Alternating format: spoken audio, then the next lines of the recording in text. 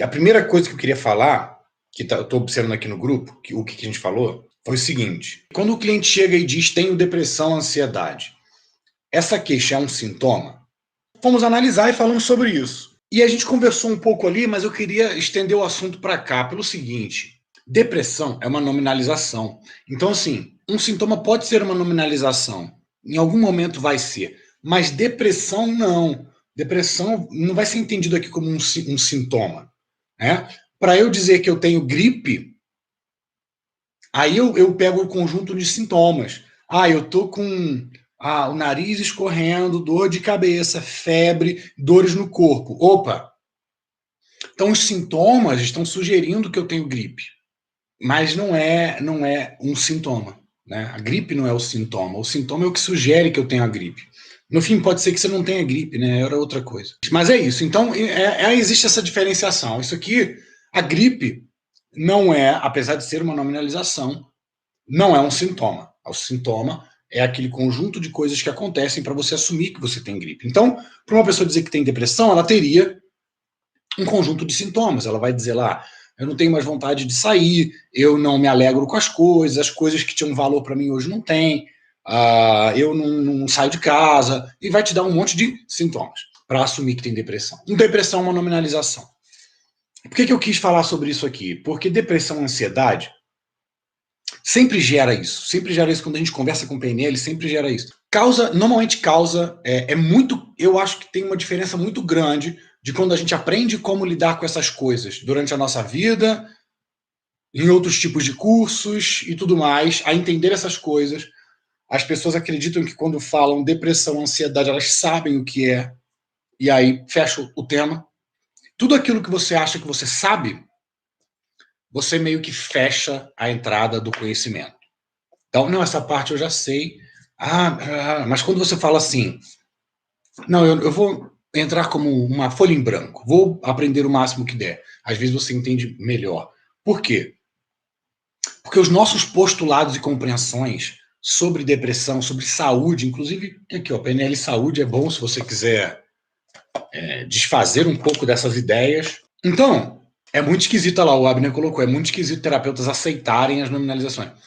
Mas aceitam. Hoje os tratamentos são assim, você vai no médico, você vai no psiquiatra, ele vai te falar ansiedade, ele vai te dar a nominalização.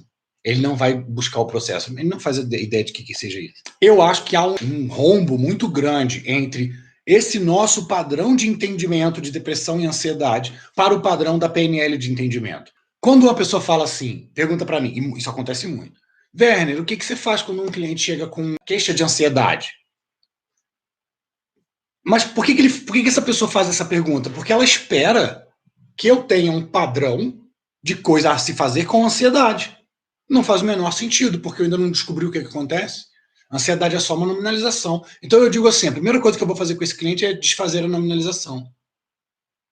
E aí a pessoa não sabe o que se faz aí, a partir daí. Se eu tenho uma pessoa com ansiedade, eu vou formular um bom objetivo. Eu vou formular. E vou desfazer a nominalização. Como eu vou desfazer a nominalização? Bom, a nominalização elimina 3 coisas: quem faz, a quem é feito e o processo. Quem faz, a quem é feita a ansiedade, já sabemos, é o mesmo indivíduo, é o mesmo responsável. Qual que é o processo? Como ele sabe que está ansioso? Porque se você continua o processo daí, você, terapeuta, está assumindo que você sabe como ele produz ansiedade. E você não sabe. Você está alucinando. Então, o seu processo vai ser todo em cima de uma alucinação. Eu quero saber o processo. Como que você sabe que você está ansioso? O que aconteceu? Me conta o último evento. Eu sou ansioso o tempo todo. Bom, agora ele já colocou uma generalização universal, eu vou desconstruir também. Ninguém consegue ficar ansioso o tempo todo. Então ele vai ter contextos, ele vai ter como ele faz, qual que é o processo interno. Como é que ele sabe que está ficando ansioso? Aí ele vai falar, eu olho para as pessoas e aí me dá um calafrio na barriga, e aí eu suo, e aí eu penso assim, meu Deus, por que eu estou aqui? Opa, esse meu Deus, por que eu estou aqui é uma voz, e aí nós vamos entrar em submodalidade. Não tem como desfazer uma nominalização sem entrar em submodalidade. Por isso que a modelagem só foi possível com o metamodelo. Porque se você não perguntar pelas sequências de submodalidade, você não vai saber como uma pessoa faz o processo internamente. Então, Eu quero saber como a pessoa faz o processo internamente, seja para desenhar bem, seja para escrever bem, ler bem, ou ficar muito bem ansioso. Eu quero descobrir o que ela faz. Eu olho, e aí eu penso, meu Deus, são muitas pessoas. Aí quando eu penso que são muitas pessoas, eu sinto como se eu estivesse comprimindo, sabe? E de onde vem essa sensação? Aí eu ouço de que lado? A voz vem daqui, a voz vem daqui, de quem que é essa voz? A sensação vem do ombro, vem do peito, ela expande, ela abre. Que cor tem essa sensação? É isso que eu quero saber. E quando que ela starta? Ah, antes de sair de casa. Então, volta. Como você faz? Imagina agora que você está dentro de casa e você vai ficar ansioso. Como você faz? O Pedro tem a pergunta que era: que experiência interna te dá certeza de que você está ansioso? Estou em casa. Ok, imagina que você está em casa agora e vai ficar ansioso. O que você faz primeiro? Pensa alguma coisa. Pensa alguma coisa. Ah, eu já imagino aquele lugar. Opa, imagina aquele lugar onde aqui que você mexeu com a mão, aqui as imagens têm cores, têm movimento, não tem, são maiores, menores, você está associado, você está dissociado. Beleza, e depois? E depois eu penso, ai meu Deus, eu não vou conseguir. Opa, eu não vou conseguir. É uma voz, vem daqui, vem daqui, vem daqui, vem daqui. E depois? E depois, e depois, e depois, e depois, e depois. Processo, o processo. A depressão, a mesma coisa. Nominalização é quando você pega um verbo e transforma num substantivo abstrato. Então, nós temos o verbo deprimir. Né? Deprimir não tem um artigo na frente. Então, se eu coloco um artigo definido ou indefinido, por exemplo, a depressão, aí virou uma nominalização do verbo deprimir.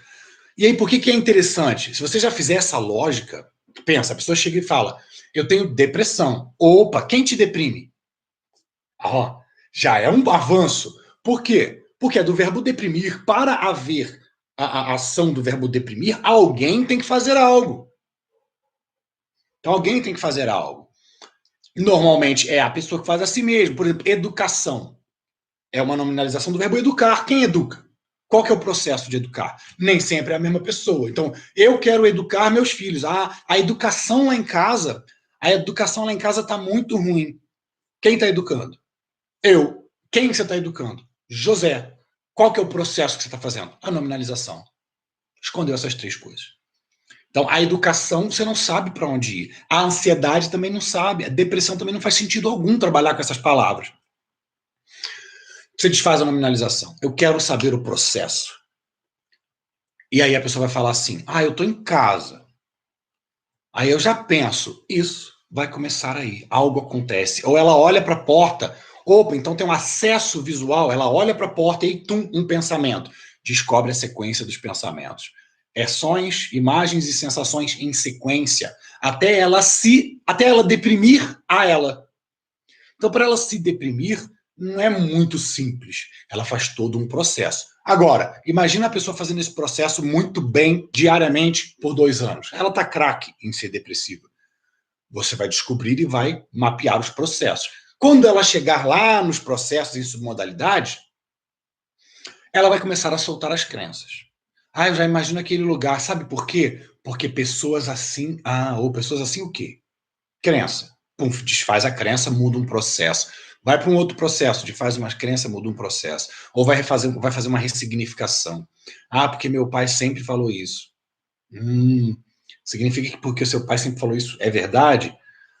Não, mas é porque sabe. Aí, pum, entra aí, muda esse processo, daqui a pouco ela vai ter uma estrutura de referência diferente para quando ela estiver em casa na próxima vez. Vai acontecer um switch automaticamente. Então, é isso que eu queria falar sobre esse tema.